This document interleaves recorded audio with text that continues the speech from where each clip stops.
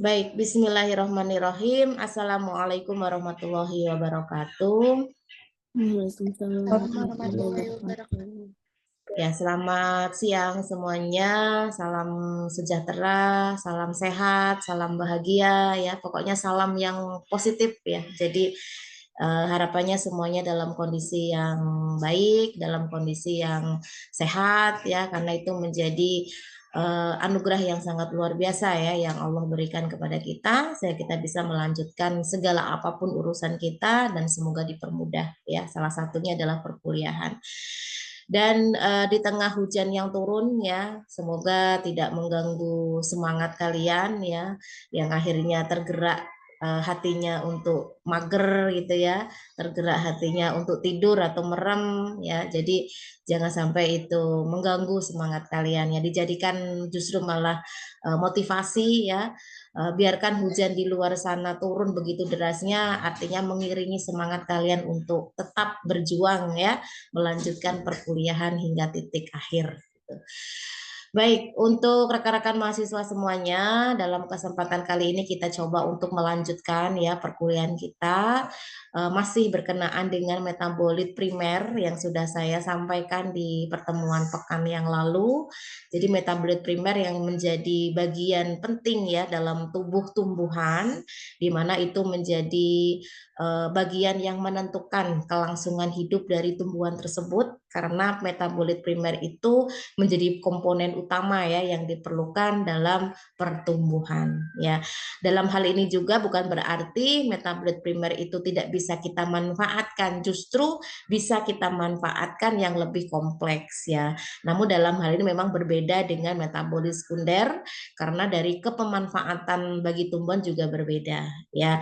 Dan artinya dalam hal ini sebetulnya apapun yang di dalam tumbuhan selama itu memberikan manfaat dan memberikan khasiat, yaitu bisa kita ambil begitu ya. Tapi jangan lupa mengingatkan lagi bahwasanya ketika kita mencoba untuk mengambil dari apa yang ada di alam, jangan hanya sekedar mengambil saja, tetapi bagaimana kita bisa melestarikan agar sumber tersebut tidak punah ya, sumber tersebut tidak hilang begitu saja. Jadi harus ada perbaharuan ya. Jadi harus mencintai lingkungan, tidak cuma sekedar mencintai hasilnya saja.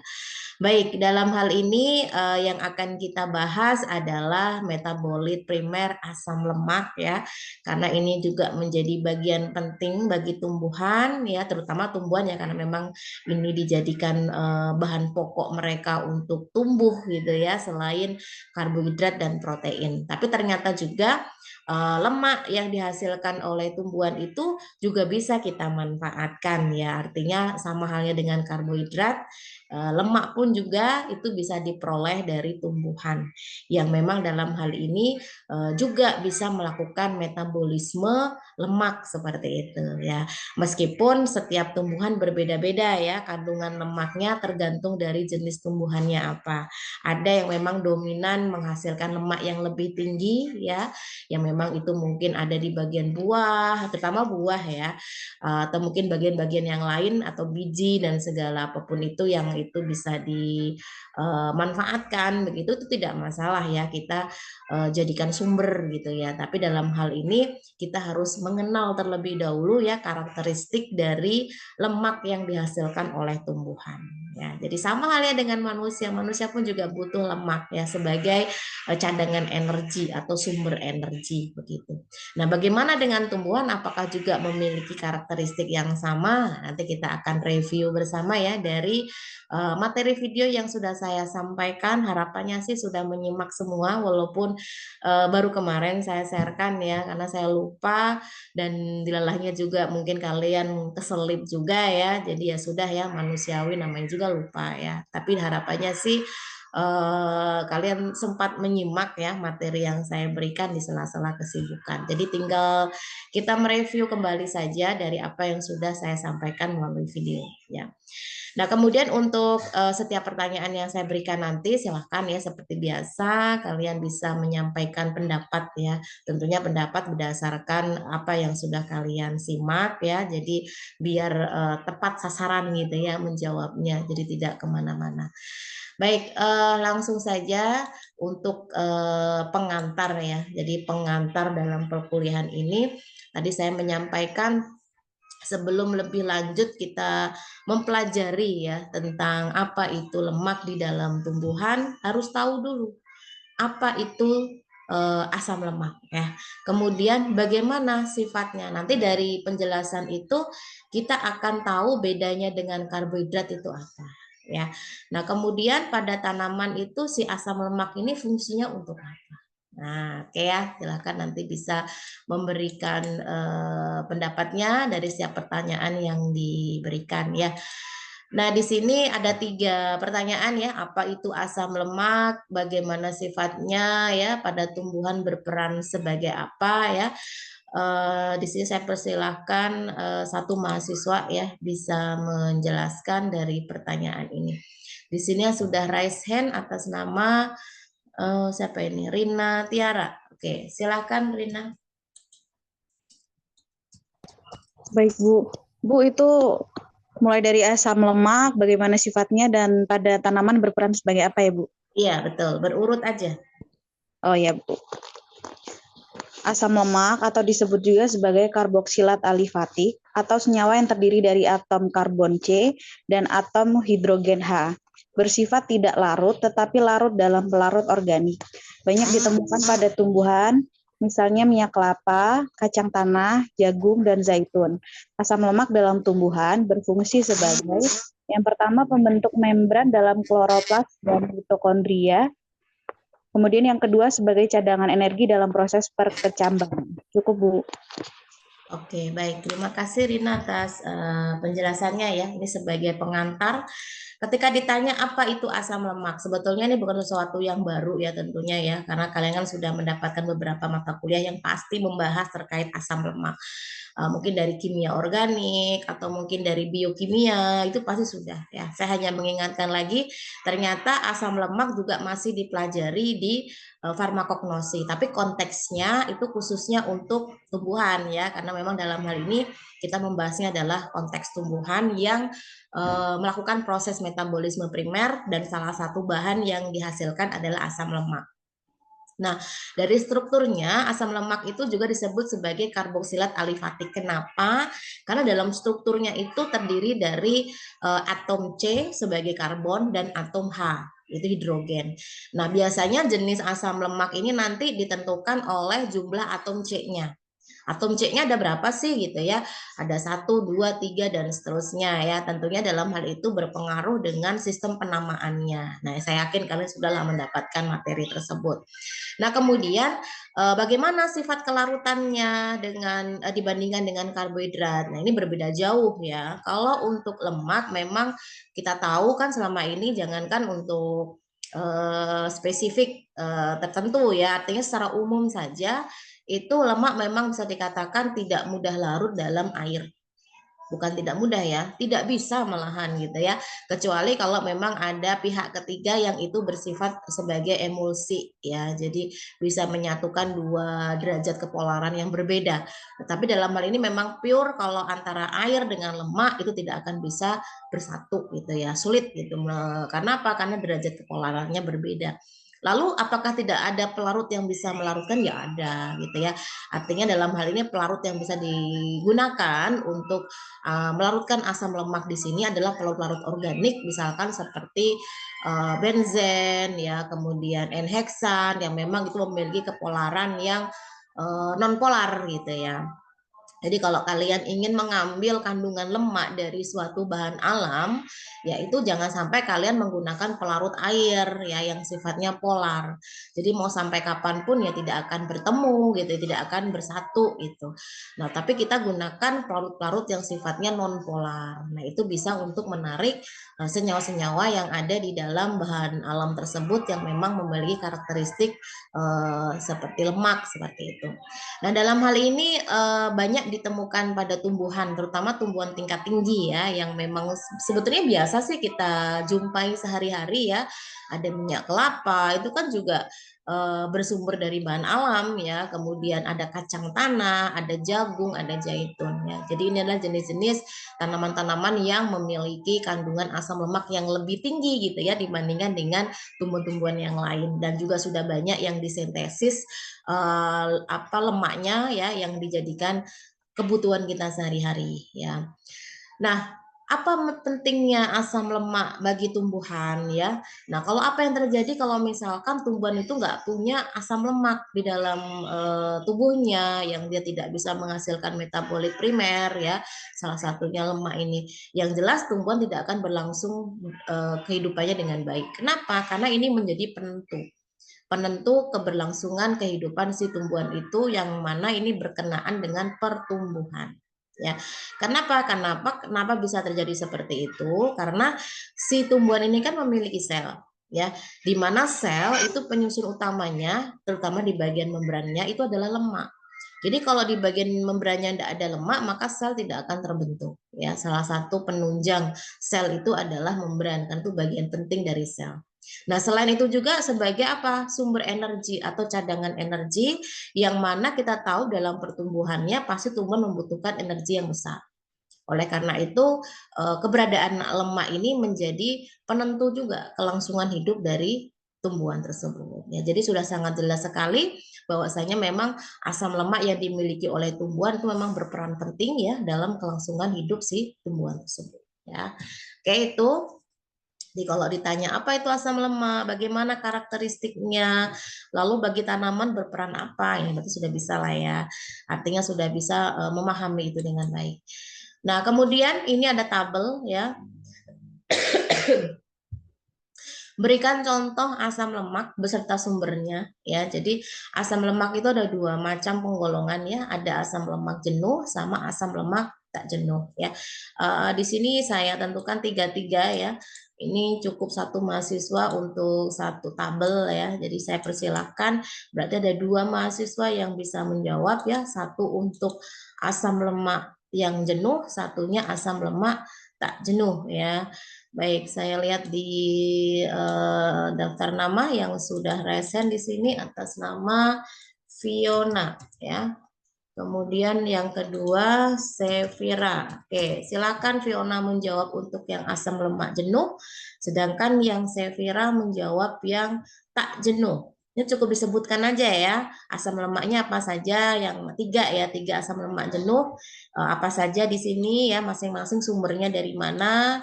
Kemudian yang tak jenuh juga begitu, tiga saja ya, apa saja jenisnya, lalu sumbernya dari mana. Baik, Fiona ada di sini? Ada, Bu. Oke, nanti dilanjut Sevira ya. Baik, silakan.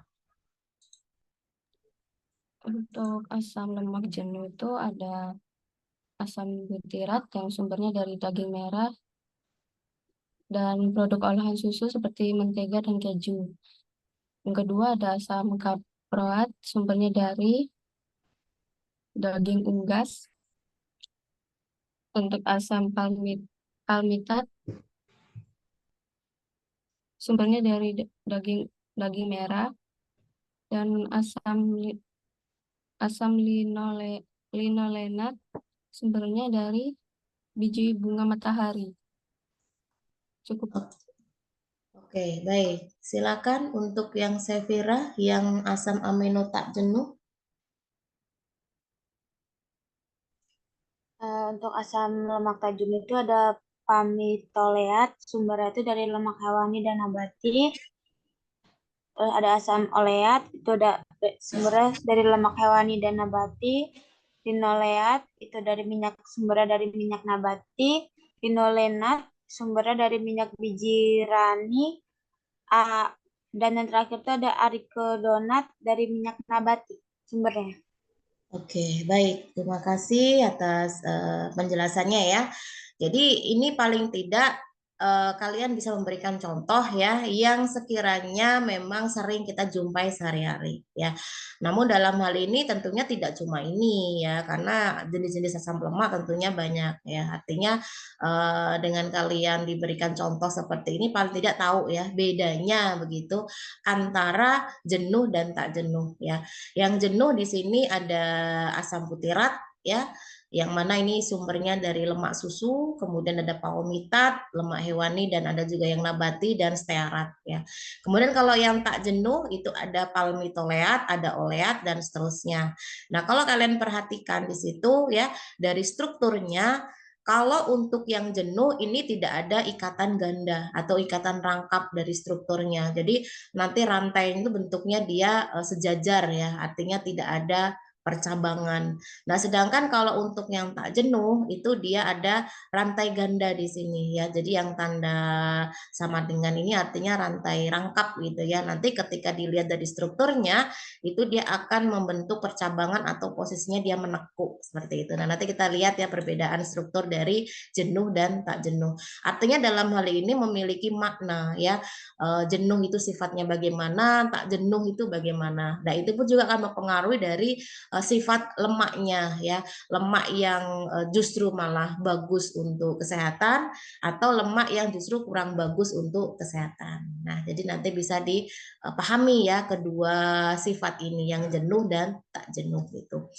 Nah, untuk yang selanjutnya ya, jadi ini yang menjadi capaian pembelajaran kita ya, bahwasanya asam lemak itu ya berdasarkan strukturnya itu digolongkan beberapa golongan ya. Yang pertama adalah asam lemak ya, yang kedua lipid ya, kemudian yang ketiga fosfolipid, yang keempat glikolipid ya. Semuanya termasuk lemak, tapi nanti ada perbedaan-perbedaan secara prinsip ya dari keempat golongan ini. Jadi kalau dari sifat kelarutan jelas sama ya karakteristiknya, hanya saja nanti ada beberapa perbedaan antara masing-masing ini ya. Jadi ada 4 golongan ya yang itu ditentukan berdasarkan strukturnya ya. Baik, yang pertama ya ini sebagai pengantar terlebih dahulu. Yang pertama itu adalah asam lemak ya. Jadi memang asam lemak itu sendiri itu paling banyak ya ditemukan pada tumbuhan tingkat tinggi. Ya, maksudnya pasti tumbuhan tingkat tinggi ya. Kalau kalian masih ingat mata kuliah farmakognosi ya yang awal-awal itu ada tumbuhan tingkat tinggi sama tumbuhan tingkat rendah ya. Artinya kalau tingkat tinggi itu dia memiliki organ-organ yang sudah sebenarnya atau organ-organ sudah sejati lah bahasanya ya. Jadi akarnya, batangnya, daunnya, bahkan organ-organ lainnya itu sudah oke ya, sudah sebenarnya. Sedangkan kalau yang tumbuhan tingkat rendah itu belum sebenarnya ya. Jadi dalam hal ini ada perbedaan antara tumbuhan tingkat tinggi sama tumbuhan tingkat rendah. Nah, kalau untuk dilihat dari segi strukturnya ya, jadi ini sebetulnya semuanya juga sama ya, bahwasanya terdiri dari atom karbon C ya, yang mana jumlah C-nya itu kalau ini terutama pada tumbuhan itu jumlahnya 7 hingga 25 ya. Namun dalam hal ini memang bisa dipahami ya bahwasanya untuk tumbuhan ya, untuk tumbuhan itu paling sering yang dijumpai itu sampai ke jumlah karbonnya itu 14 ya. Nanti bisa dilihat dari jenis-jenis yang dicontohkan. Nah, kemudian kalau dilihat dari jumlah atom karbonnya yang berbeda itu ya, nah itu nanti akan menentukan ya tingkat kejenuhan dari asam lemak tersebut. Nah, itu ya. Jadi memang ada perbedaan jumlah atom C-nya itu berapa gitu. Nah, di sini contoh jenis-jenis lemak ya, yang asam lemak yang bisa kita pelajari, yang memang terbiasa ada di lingkungan kita ya, yang nggak jauh-jauh begitu. Ada yang disebut dengan asam oleat ya. Jadi asam oleat itu banyak ditemukan pada kacang-kacangan, alpukat ya, minyak zaitun itu asam oleat ya. Kemudian palmitat ya, itu banyak ditemukan pada kelapa, kelapa sawit ya. Kemudian linoleat ya, ini dari safflower ya, dari tanaman bunga kesumba ya. Juga ada biji sorghum, biji ketapang, kemudian ada palmitoleat ini pada biji kelor ya, dan miristat itu pada pala ya. Karena itu juga memiliki kandungan asam lemak begitu. Nah, kemudian untuk strukturnya. Jadi strukturnya itu kalau dilihat ya bahwasannya khasnya kalau untuk asam lemak itu dia memiliki akhiran COOH. Ya, ini akhirannya pasti semuanya ini. Ya, ini menandakan kalau memang itu adalah struktur asam lemak. Nah, kemudian kalau untuk jumlah atom karbonnya ya itu tadi ya, kalau jumlah secara keseluruhannya sampai 225, tapi memang dalam hal ini yang paling banyak ditemukan gitu ya pada tumbuhan itu kisaran C12 sampai C24 ya. Nah, kemudian untuk penggolongan dari asam lemak ini tadi sudah disebutkan di awal ya, ada asam lemak jenuh sama asam lemak tak jenuh ya. Ini tadi sudah disebutkan contohnya. Jadi bedanya itu bisa kalian jelaskan lagi ya. Siapa yang bersedia untuk memberikan pendapat ya untuk pertanyaan apa itu asam lemak jenuh ya. Yang pertama asam lemak jenuh dulu. Kemudian berikan contohnya. Oke, di sini yang sudah raise hand ya dipersilakan atas nama Intan. Intan Almasya ada? Ada, Bu. Oke, silakan.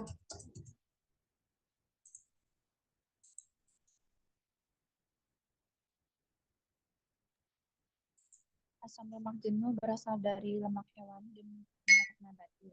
Sumber yang kaya akan asam lemak jenuh makanan termasuk lemak mentega, lemak daging, dan minyak tropis seperti minyak sawit, minyak kelapa, dan minyak inti sawit.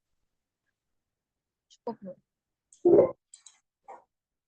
Oke, baik. Saya persilakan satu lagi untuk pertanyaan apa itu asam lemak jenuh dan berikan contohnya.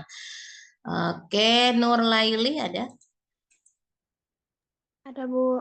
Oke, silakan Nur Laili. Asam jenuh atau saturate fatty acid, asam lemak yang mengandung ikatan tunggal antara atom karbon dalam rantai hidrokarbon. Strukturnya ada asam palmitat,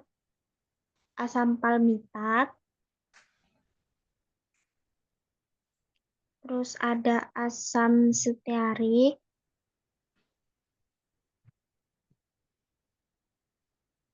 sudah, Bu, cukup.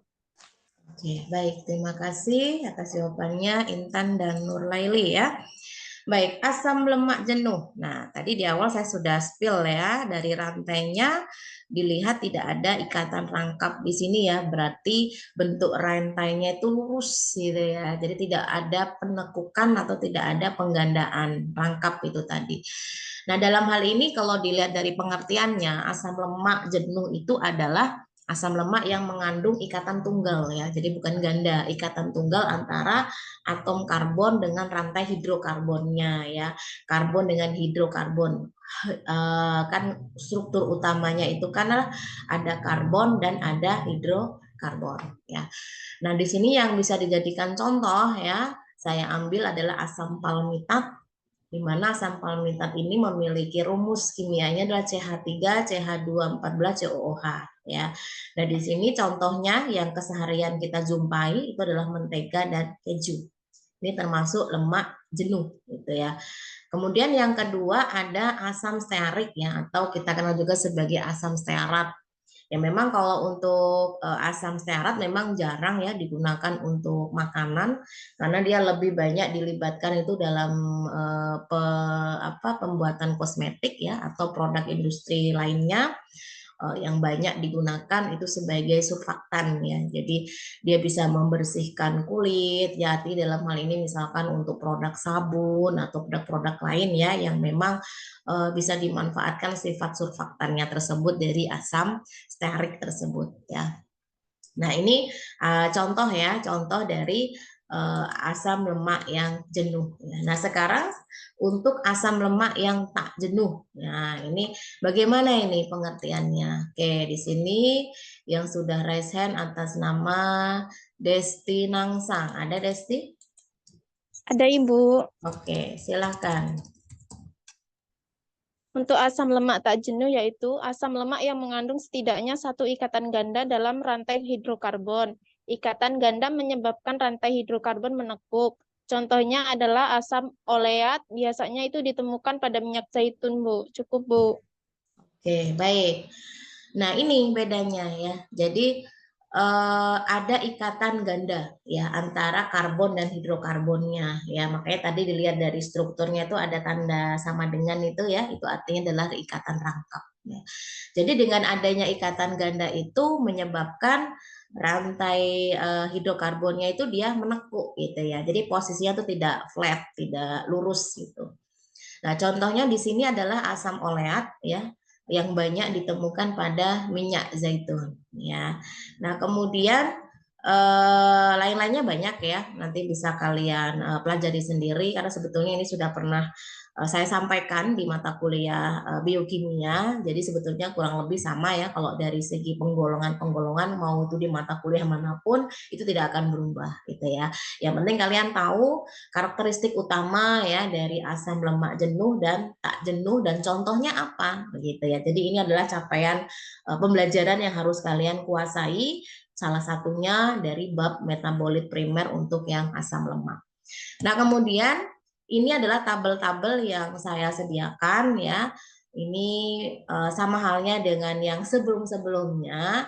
Jadi setiap tabel ini nanti silakan kalian lengkapi ya per kelompok ya. Kelompoknya boleh pakai kelompok sebelumnya. Kalau saran saya sebelumnya aja ya biar saya koreksinya gampang ya. Nanti saya gabungkan dengan yang sebelum-sebelumnya yang sudah dikerjakan per kelompok itu.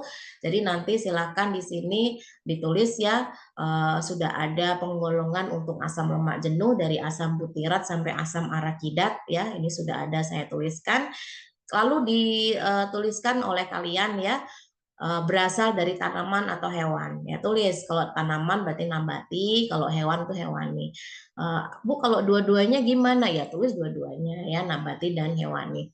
Nah, kemudian kalau memang sudah tahu apakah itu dari hewan, apakah itu dari tanaman, terutama tanaman ya. Kalau hewan ini kan nanti bisa diprediksikan hewan apa saja nih yang bisa diambil asam lemaknya. Tapi kalau tumbuhan kan macam-macam ya. Nah, nanti silakan kalian tentukan satu saja ya jenis tanaman yang menghasilkan bisa menghasilkan asam butirat gitu salah satunya, atau mungkin asam kaproat. Tulis nama simplisenya apa ya. Lalu tulis nama spesiesnya ya, beda ya, nama simplicia berbeda dengan nama spesies. Nama spesies itu artinya jenis hewannya atau jenis tumbuhannya itu apa. Kalau nama simplicia berarti bagian apa sih yang diambil dari tanaman tersebut kalau itu tanaman ya. Misalkan yang diambil bagian buah. Nah, berarti buah itu apa? Apakah itu folium, apakah itu lignum, apakah itu fructus atau semen atau yang lain-lain ya. Semua tergantung penamaannya. Nah, ini sudah pernah saya sampaikan di materi awal. Jadi silakan kalian pelajari lagi. Nah, kemudian saya tambahkan satu lagi untuk kolomnya.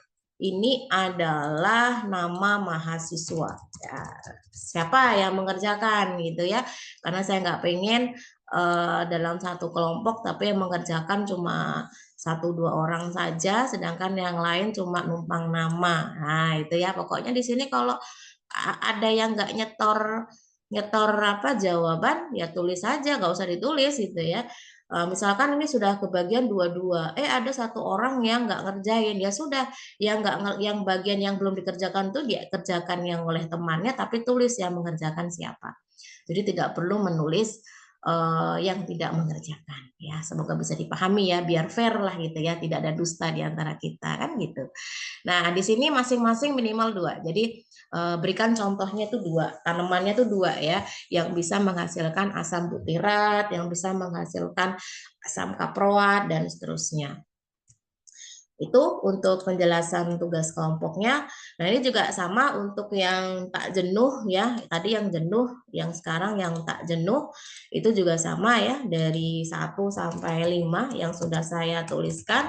Itu juga silahkan kalian cari itu sumbernya dari tanaman atau dari hewan. kemudian tulis nama spesiesnya ya dan nama simplicianya. Jadi minimal 2 ya. Silakan kalian lengkapi nanti, dan format tabelnya seperti ini ya. Boleh nanti kalian ngambil tabel ini atau bikin sendiri boleh, pokoknya komponennya ini, nggak boleh dirubah-rubah ya. Jadi biar saya mudah untuk memeriksanya. Oke, itu ya. Nah, kemudian untuk lanjutan lagi. Nah, yang pertama tadi kita sudah membahas tentang asam lemak. Nah, untuk penggolongan yang kedua adalah lipid atau lemak ya. Silakan untuk bisa menjelaskan apa itu lipid dan berikan contohnya. Baik, selanjutnya di sini atas nama Arina Ulfa ada? Ada, Ibu. Oke, silakan. Ya, baik, Bu. Untuk lipida atau biasa disebut lemak itu merupakan ester suatu alkohol dengan asam lemak rantai panjang.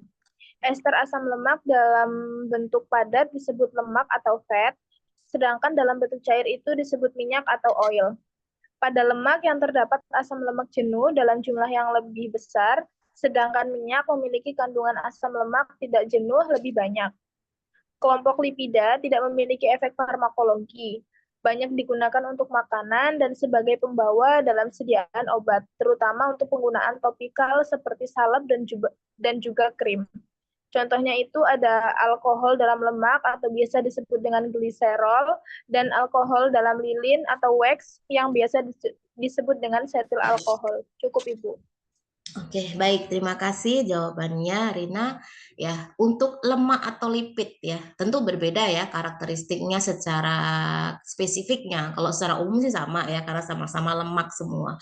Nah, secara spesifiknya kenapa berbeda? Karena ini berdasarkan penggolongannya dari strukturnya ya. Struktur untuk lipid bagaimana?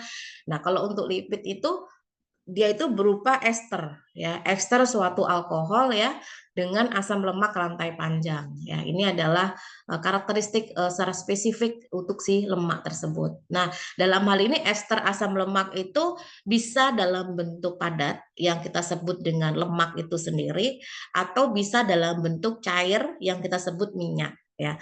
Jadi kalau kalian pernah menjumpai lemak dalam bentuk minyak, artinya dalam kondisi suhu ruang itu dalam bentuk cair ya.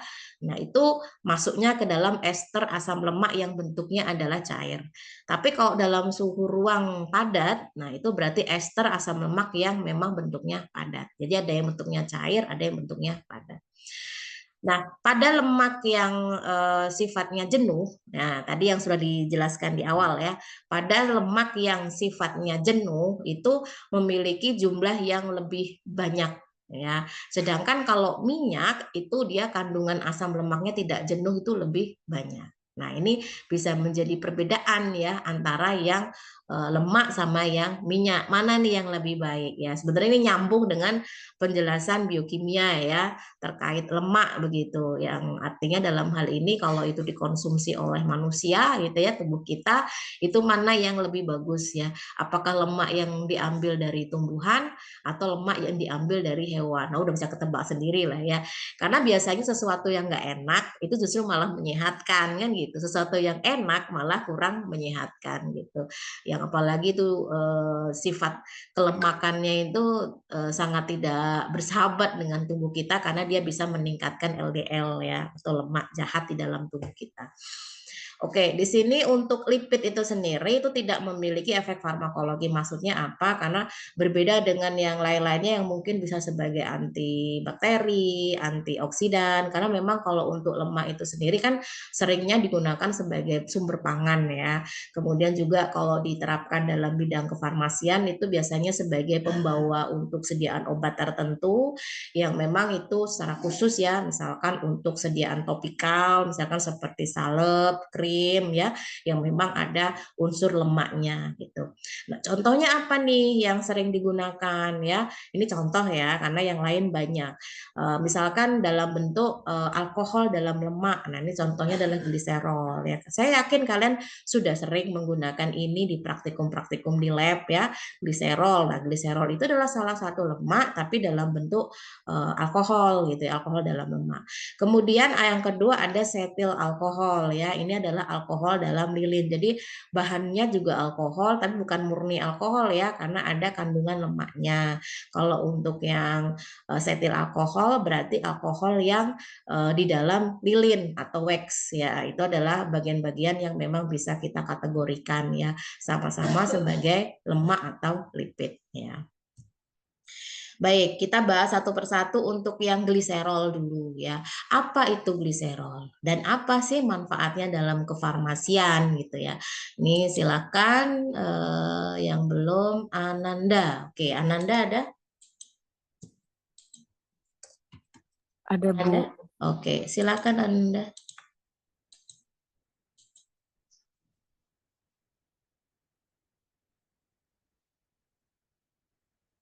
Baik, Bu.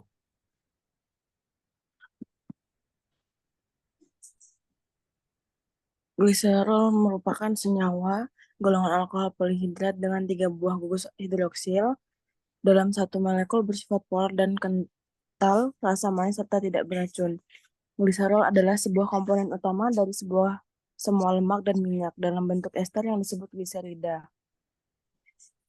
Gliserol ditemukan untuk memiliki berbagai macam kegunaan dalam pembuatan berbagai produk industri farmasi, kosmetik, dan obat. Kemudian, gliserin juga banyak digunakan sebagai pemanis dalam industri makanan dan sebagai humektan dalam formulasi farmasi obat. Cukup, Bu. Oke, baik. Terima kasih jawabannya ya. Gliserol ya. Dalam bahasa kimianya atau strukturnya itu C3H8O3 ya. Ini merupakan golongan alkohol polihidrat ya yang memiliki 3 gugus hidroksil. Nih OH ada 3 nih. Nah, dalam hal ini sifatnya ya dia bersifat polar. Nah, karena apa? Karena ada alkoholnya gitu ya. Tapi kalau lemak aja yaitu sifatnya dia non polar. Tapi karena dia alkohol di dalam lemak ya artinya sifatnya itu dia mengikuti alkohol tersebut ya, bersifat polar dan dia lebih kental. Nah, menyebabkan lebih kental itu karena ada unsur lemaknya yang membuat kental ya. Nah, rasanya manis dan tidak beracun itu. Nah, karena sudah ada reaksi itu tadi ya. Kita kalau mau dipisah-pisah ya kalau alkohol ya otomatis itu bisa menyebabkan ketoksikan ya. Tapi karena dia sudah bersatu dengan si lemak itu tadi ya membentuk gliserol, jadi sudah berbeda bentuk gitu ya, sudah berbeda zat gitu. Jadi bukan yang sama ketika dipisah-pisah. Nah, gliserol itu merupakan komponen utama ya untuk semua lemak dan minyak ya. Jadi kalau dalam bentuk esternya itu kita kenal sebagai gliserida. Ini sudah dibahas di biokimia ya. Jadi di dalam tubuh kita itu di mana lemak yang diperoleh dari makanan itu nantinya itu akan diubah menjadi gliserid yang nantinya akan disimpan di dalam hati. Itu kalau di dalam tubuh gitu ya. Nah, kemudian gliserol itu tentunya banyak ya sudah diperjualbelikan karena memang mendukung sekali ya dalam pembuatan berbagai produk industri farmasi khususnya obat dan kosmetik ya. Karena dalam hal ini gliserin itu selain sebagai karena sifatnya yang manis itu tadi ya rasanya ya, itu juga sebagai humektan ya, sebagai humektan dalam formulasi farmasi obat atau kosmetik. Nah, ini sering digunakan untuk bahan ya di dalam pembuatan tersebut. Itu jarang untuk tidak digunakan ya karena dia sifatnya tidak toksik ya, sifatnya dia ramah. Oke, itu untuk gliserol ya. Yang kedua setil. Nah, setil alkohol. Siapa yang akan menjawab? Di sini atas nama Nadia. Nadia ada? Hadir, Bu. Oke, silakan Nadia.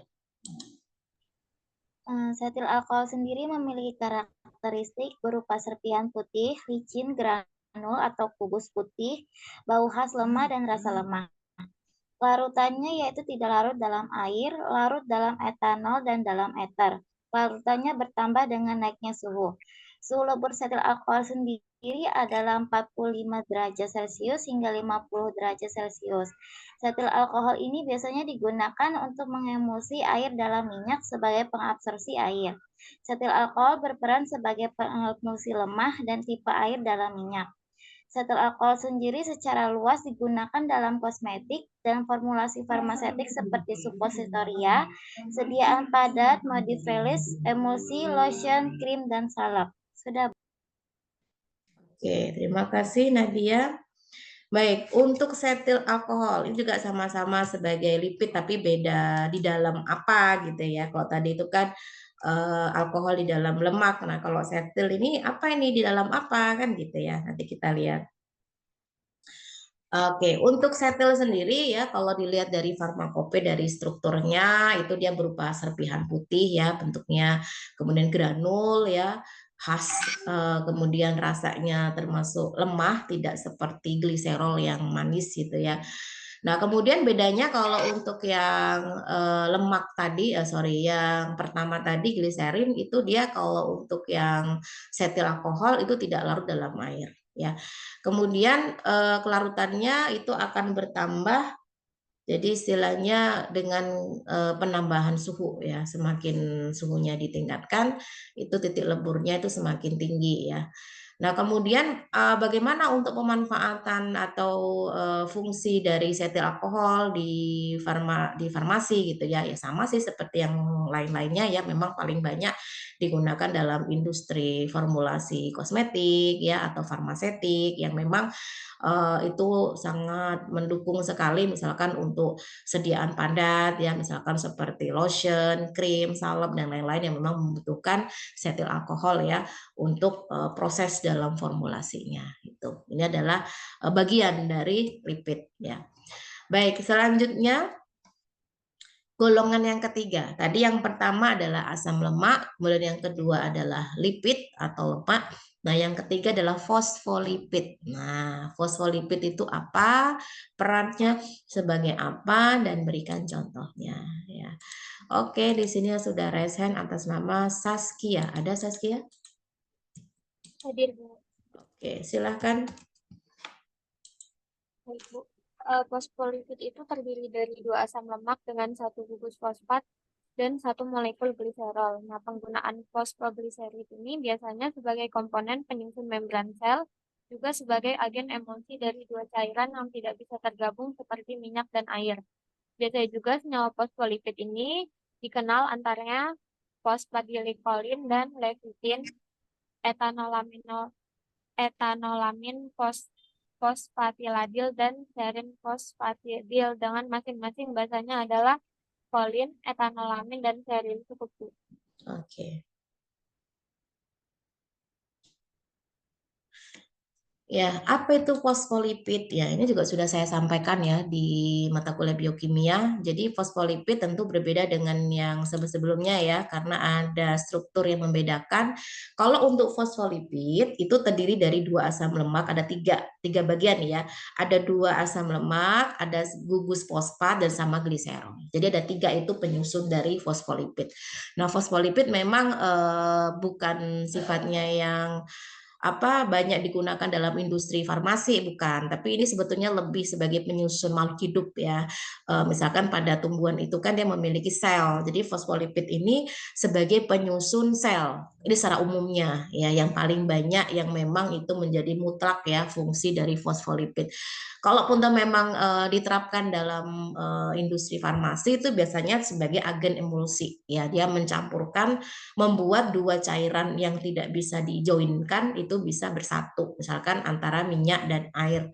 Itu kan sesuatu yang sulit ya, mau sampai kapanpun tidak akan bisa bersatu. Tapi dengan adanya fosfolipid itu bisa bersatu ya. Jadi sebagai emulsi gitu ya, agen emulsi yang bisa mereka itu menyatu meskipun menyatunya dalam bentuk yang lain. Jadi kalau kalian pernah praktikum terkait biokimia sudah pernah ya, artinya bentuk antara minyak dan air itu ketika dicampurkan dengan adanya agen emulsi ya gitu, itu bentuknya dia lebih keruh gitu ya. Jadi tapi bercampur gitu. Jadi istilahnya lebih keruh, lebih kental gitu kan. Tapi berbeda dengan wujud aslinya gitu ya. Dengan adanya agen emulsi ini. Oke, kemudian selanjutnya ini yang terakhir ya, glikolipid. Nah, apa itu glikolipid? Kemudian perannya sebagai apa? Di sini sudah resen atas nama Valen. Silakan Valen. Valen ada? Ada, Ibu. Oke, silakan.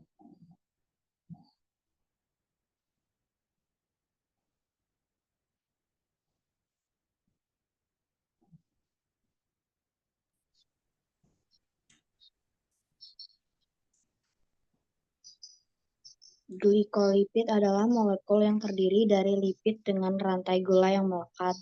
Perannya dalam tubuh adalah sebagai komponen membran sel dan sebagai penyimpanan energi. Contohnya glikolipid adalah glikogen dan selulosa. Cukup, Ibu. Oke, baik. Terima kasih atas jawabannya ya.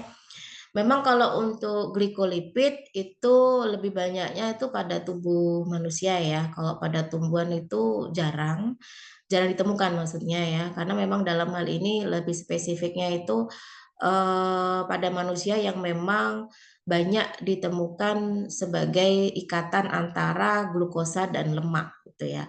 Nah, kalau untuk glikolipid pada tumbuhan itu biasanya paling banyaknya ada pada bagian kloroplas ya, atau pada bagian daun yang memang itu menjadi bagian penting dalam proses fotosintesis ya.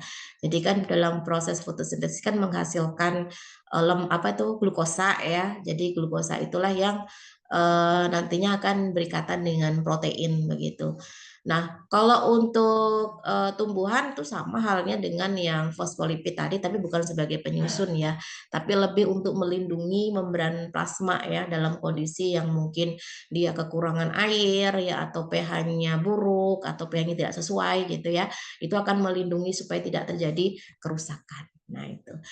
Oke, kemudian untuk pertanyaan yang terakhir ya di sini atas nama Teresia. Teresia ada? Teresia ada, Bu. Oke, silakan apa bedanya lemak dan minyak? Nah, sekarang setelah dijelaskan bedanya apa, untuk kesehatan itu mana yang lebih baik ya? Lemak atau minyak? Oke, silakan Teresia.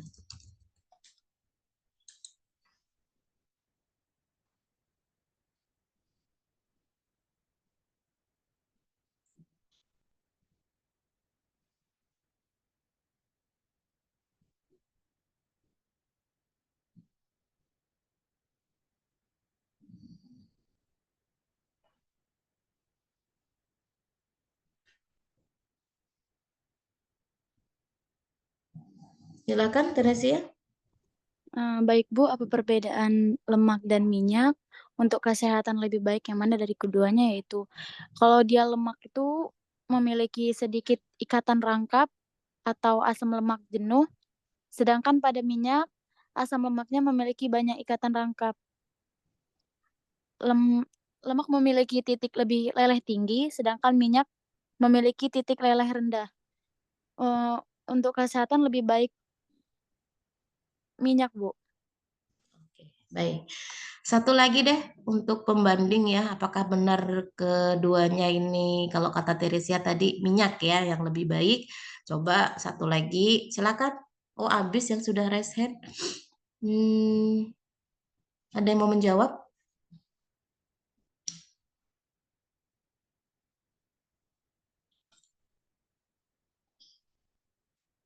Silakan.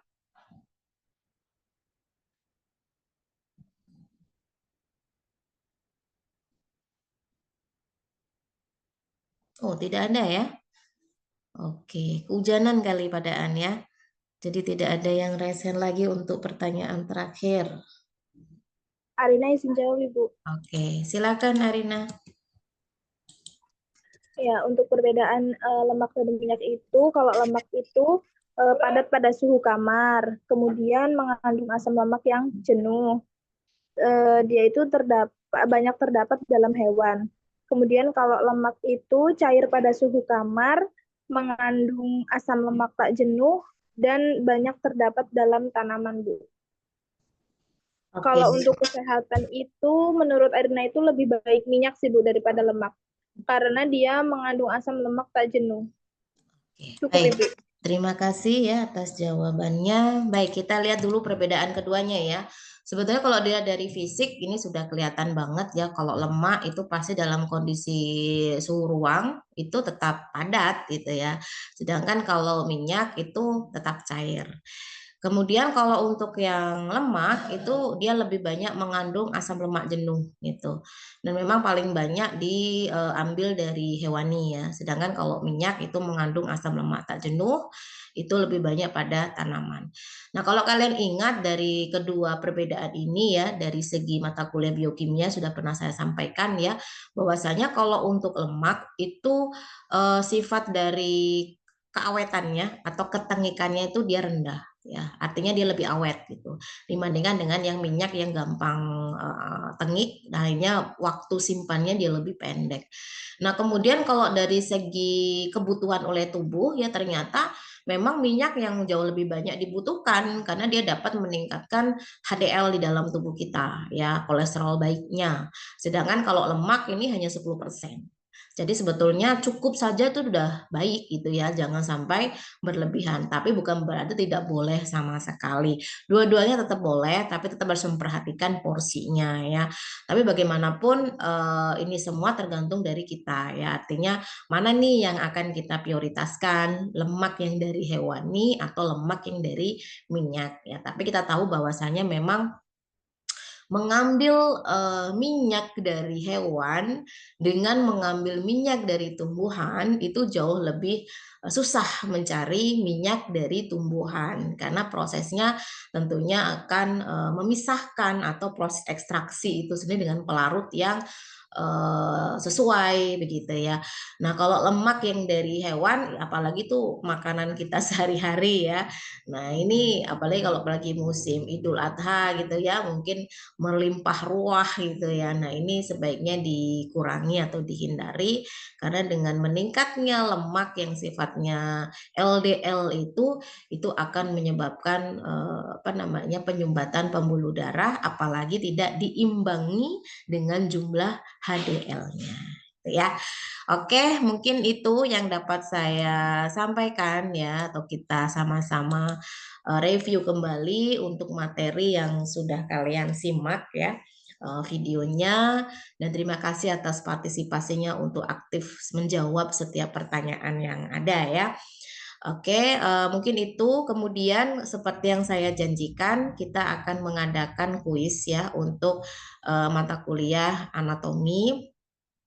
Namun dalam hal ini saya bebaskan saja, nanti linknya saya sharekan di di WA di grup. Jadi nanti saya batasi maksimal itu bisa dikirimkan jawabannya itu pukul 12 malam. Nah, kurang baik apa saya ya. Artinya dalam hal ini silakan dikerjakan sebaik mungkin ya. Dan cukup satu kali kesempatan. Ya, jadi tidak boleh berkali-kali hanya ingin tahu benar atau salah ya. Jadi cukup satu kali saja, tapi pastikan satu kali itu dapat dikerjakan dengan baik. Jadi hasilnya itu juga baik ya. Ini sebagai bonus dari saya biar kalian nilainya kuisnya juga ada yang tinggi ya. Karena saya lihat yang kemarin itu kuis yang pertama, aduh ya lumayan banyak yang belum mencapai nilai lulus untuk kuisnya saja gitu ya. Nah, harapannya untuk yang kedua ini kalian bisa mengerjakan sebaik mungkin, artinya bisa menambah nilai ya. Tapi itu tadi jangan mengulang-ulang untuk mengirim karena tetap yang saya akan ambil adalah yang pertama kali mengirim yang dikirim ya sesuai dengan nilainya ya. Jadi walaupun kalian ngirim 4 kali, yang 4 kali dapat nilai 100 tapi tidak saya ambil. Yang saya ambil tetap yang pertama. Oke, mungkin itu yang dapat saya sampaikan ya untuk sesi perkuliahan Zoom kita hari ini. Terima kasih sampai sini. Untuk yang belum jelas terkait apapun itu bisa ditanyakan. Silakan. Insya Allah cukup jelas. Oke, cukup ya. Kita akhiri dengan membaca hamdalah bersama-sama. Alhamdulillahirabbil alamin. Terima kasih. Selamat sore. Assalamualaikum warahmatullahi wabarakatuh. Waalaikumsalam warahmatullahi wabarakatuh. Waalaikumsalam warahmatullahi wabarakatuh.